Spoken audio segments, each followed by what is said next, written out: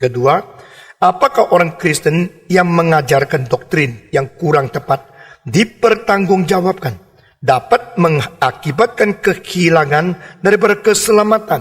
Nah saudara-saudara, doktrin yang kurang tepat sama doktrin yang salah, sama doktrin yang menyesatkan, itu tingkatan lain-lain. Nah, tidak ada satu orang yang 100% mengerti kitab suci secara kuantitas, tuntas, mutlak.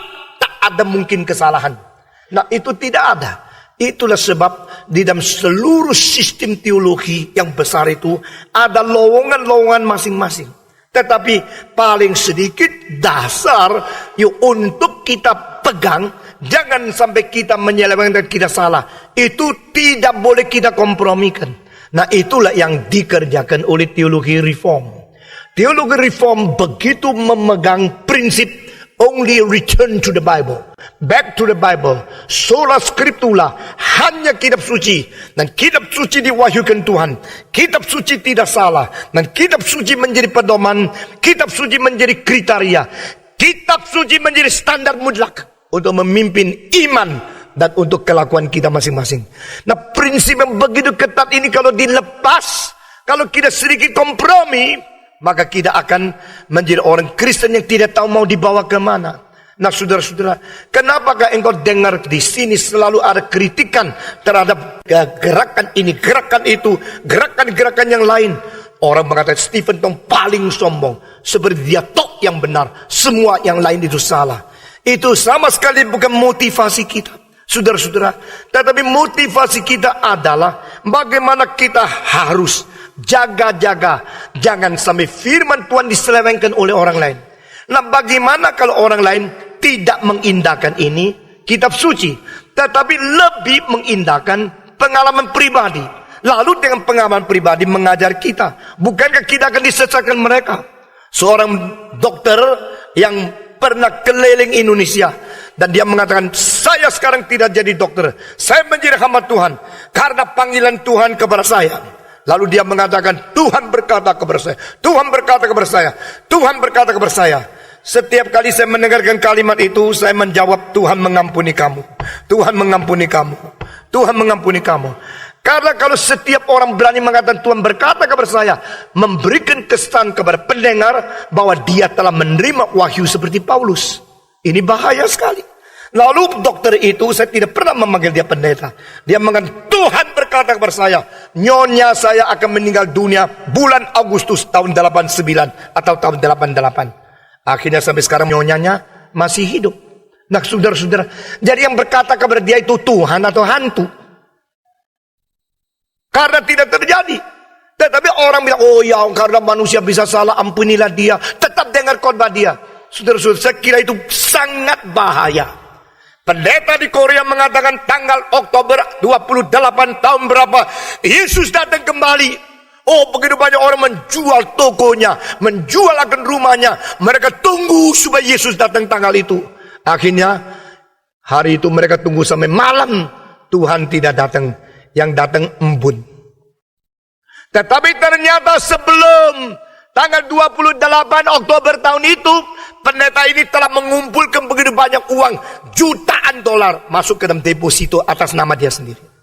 Nah, orang-orang seperti begini, bagaimana kita bisa mengatakan, oh semua sama, semua pendeta sama, semua gereja sama. Hanya setan yang setuju, semua sama. Akhir zaman, begitu gampang membuat gereja, begitu gampang pasang pelang gereja. Tetapi orang yang mengajar, selalu orang tidak mau belajar firman dan tidak setia kepada firman Tuhan. Itu sebab saudara kalau mencela saya, maki-maki saya, silakan.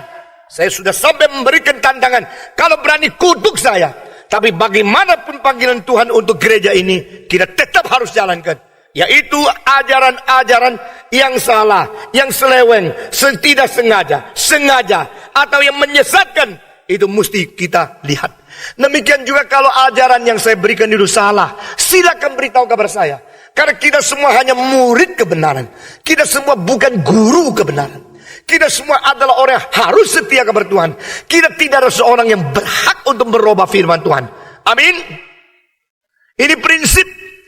Back to the Bible. Return to the Bible. Faithful to the Bible.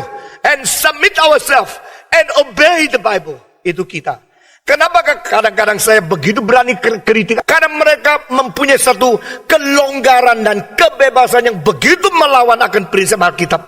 Mereka seolah mereka mendapatkan wahyu lagi. Kalau mereka mendapatkan wahyu, dan ini adalah juga wahyu, saya mau tanya, antara wahyu yang mereka terima sama wahyu yang diberikan oleh Tuhan kepada Paulus, Petrus yang menulis kitab suci, yang mana yang lebih penting? Saudara-saudara, apakah Tuhan masih memberikan wahyu? Apalagi kalau yang diwahyukan begitu berbeda dengan wahyukan di sini. Kita harus rukun, kita harus menghormati agama lain, kita menghargai, respect manusia, karena manusia dicipta Tuhan perlu agama, dan agama banyak faedahnya. Tetapi sampai kepada doktrin, yaitu yang kita terima adalah hanya daripada kitab suci ini. Yang cilakanya adalah apa yang mereka anggap mereka terima itu, mereka gabungkan dengan Roh Kudus. Jadi ini orang yang berdoa biasa, Tuhan, ini orang biasa. Tapi orang yang itu ada Roh Kudus. Padahal seluruh kitab suci tidak pernah satu kali Rasul dipenuhi Roh Kudus goyang tangannya. Tidak ada. Jadi saudara menerima Alkitab, menerima kekristenan, atau menerima pengalaman pribadi yang tidak bertanggung jawab. Itu sebab saya sekarang kembali kepada pertanyaanmu. Kalau doktrin itu sengaja, yang sesat yang dipegang, yang benar yang dibuang, orang itu sangat bahaya. Karena Alkitab mengatakan apa? Alkitab mengatakan hal-hal yang sukar dimengerti, jangan ditafsirkan secara paksa.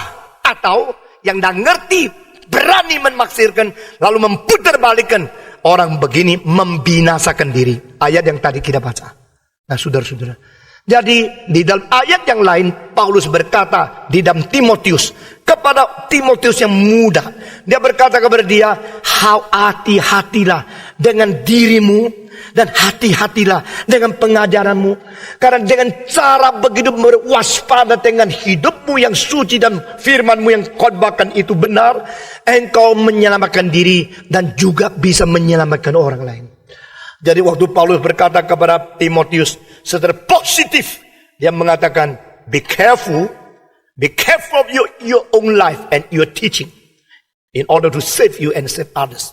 Secara negatif, maka Petrus berkata tentang ajaran Paulus, barang siapa sembarangan mentafsirkan dan memputarbalikkan, itu bukan saja tidak bisa menyelamatkan diri, tidak bisa menyelamatkan lain, itu membinasakan diri.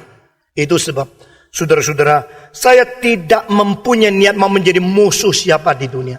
Tapi saya tidak mau berkawan dengan ajaran salah dan dengan ajaran dari setan. Menurut itu Ulangan pasal ke-18. Jikalau seorang nabi berbicara sesuatu, misalnya tadi, oh ini Tuhan berkata, istri saya akan mati tanggal ini, bulan ini. Akhirnya nubuatnya ternyata tidak terjadi. Bagaimana? Engkau harus doakan dia, atau harus menerima dia, atau harus taat lalu dengar khotbah dia? Tidak. Pakai batu, rajang dia, matikan nabi palsu itu. Ini Alkitab. Demikian pendeta mengatakan Yesus datang tanggal 28 Oktober. Tapi tanggal 29 Yesus belum datang, mestinya membunuh dia mati. Karena itu nabi yang merusak. Nah saudara-saudara, ini ajaran Alkitab, ini bukan ajaran saya. Alkitab mengatakan Tuhan begitu benci kepada semua yang tidak diutus, tapi berani mengatakan mereka utusan Tuhan. Karena itu akan mengkacaukan gereja, mengacaukan umat. Maafkan, saya harus mengatakan, di dalam akhir zaman 20 abad 20 akhir ini, begitu banyak pendeta sendiri tidak mempunyai pendirian, ketakutan gereja kosong, ketakutan persembahan tidak ada, lalu lihat kira-kira marketnya bagaimana. Lalu saya ikut psikologi market. Saudara-saudara, gereja itu bukan satu tempat marketing. Wah, begitu banyak orang mau pendeta yang kesayangan, yang cocok dengan dia. Gua kalau ngomong gini lu dengar. Kenapa? Karena saya punya kongsi, semua dengar saya. Jadi pendeta juga harus dengar saya. Sebab saya sudah biasa bos, gembos kamu. Saudara-saudara, di hadapan Tuhan tidak ada bos. Di dalam gereja tidak ada bos. Stephen Dong bukan bos. Pada satu hari engkau menemukan apa yang saya ajarkan itu adalah untuk diri, untuk uang, bukan untuk Tuhan. Tegur saya. Dan saya tidak menjadi bos. Saya harus taat kepada kamu. Kalau yang kau katakan itu benar. Ini prinsip di dalam Efesus pasal 5 dikatakan, biarlah kita saling taat satu dengan lain demi perasaan takut kepada Kristus. Because of the fear of Christ. Satu-satunya kali dalam kitab suci. Satu-satu kalinya di dalam kitab suci perjanjian baru. Takut kepada Yesus Kristus. Akhirnya saling taat satu dengan lain. Satu lagi, kalau orang itu ajarannya itu menyesatkan, akhirnya mengakibatkan kehilangan keselamatan. Nah, saudara-saudara, mungkin aja kalau engkau mengajar Kristus adalah manusia biasa dengan moral menjadi contoh seperti liberal, tetapi tidak berkhotbah Kristus adalah Tuhan yang menjadi manusia dengan sifat ilahi dan sifat manusia menjadi perantara, mati mengganti kita dengan hanya mengajar Yesus sebagai moralis yang tertinggi. Engkau tak pernah bisa menyelamatkan orang lain karena moralis tidak bisa menyelamatkan orang berdosa kecuali ajaranmu kepada keselamatan, penebusan, pengampunan dosa. Nah, di situ penampunan dosa itu diberikan Tuhan kepada orang. Nah, saudara-saudara, kalau engkau mengajar bahwa Yesus bukan Allah, nah itu bahaya sekali.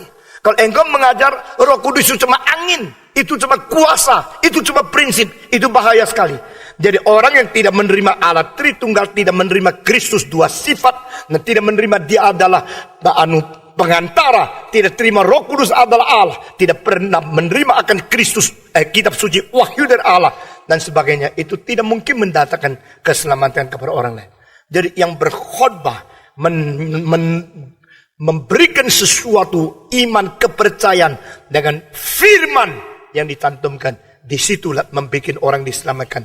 Karena Alkitab mengatakan kita diselamatkan dengan firman, kita dilahirkan oleh firman, kita dilahirkan oleh Roh Kudus, kita dilahirkan oleh Allah, kita dilahirkan oleh Roh Kudus, oleh Allah, oleh firman, oleh Injil. Ini empat sama, yaitu tentang Kristus yang mati dan bangkit.